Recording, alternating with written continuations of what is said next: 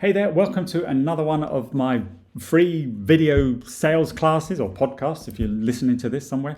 And in this class, I want to talk about a mistake actually that I'm seeing a lot of people in a selling environment, whether it's a business owner or a salesperson, but a really common mistake that I'm starting to see more and more people making.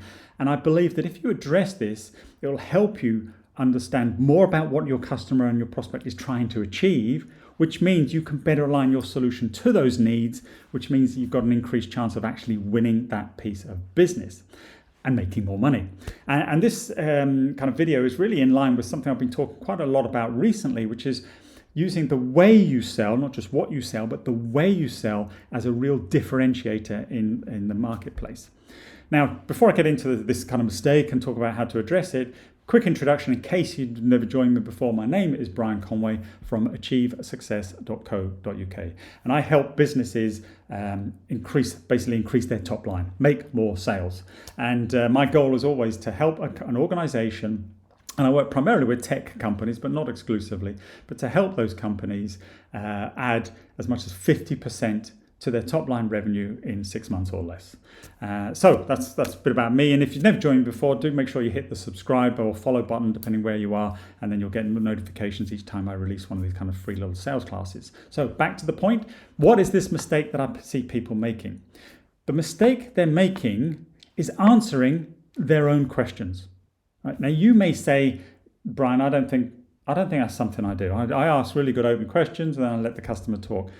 I think a lot of people think they do that, but from what I'm seeing from coaching dozens and hundreds of sort of salespeople kind of every year, is that we're asking good open questions to try and identify the need and identify what are the pain points and what are the gain points and what is that gap between those two states, and therefore, how we can close it with our solution to deliver value. But as part of that process, they're asking good open discovery question. And then, as I said, throwing out options and answers potentially to that question. So just to give you an example, so let's say customers identified a particular goal or objective that they're trying to achieve, and you ask the question, so what are some of the challenges you may be seeing yourself facing in achieving that outcome? Great question. Customer talks about maybe some of what those challenges might be.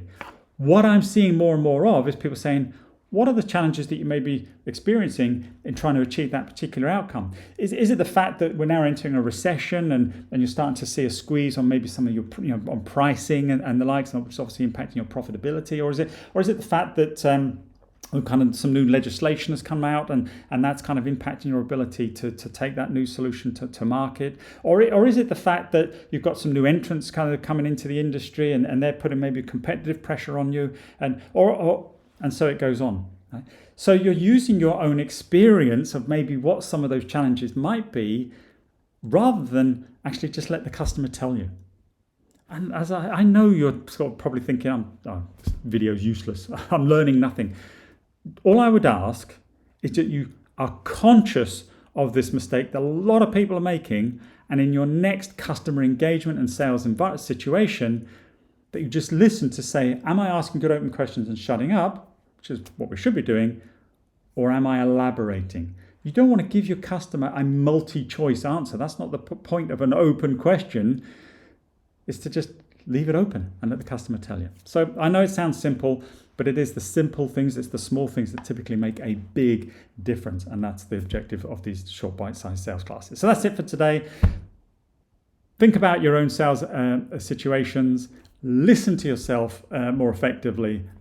And if you should be making this mistake, address it. And as I said, I believe you'll close more business. I'm Brian Conway from 𝒕𝉉𝒂𝒕. Take care. Happy selling. Bye-bye.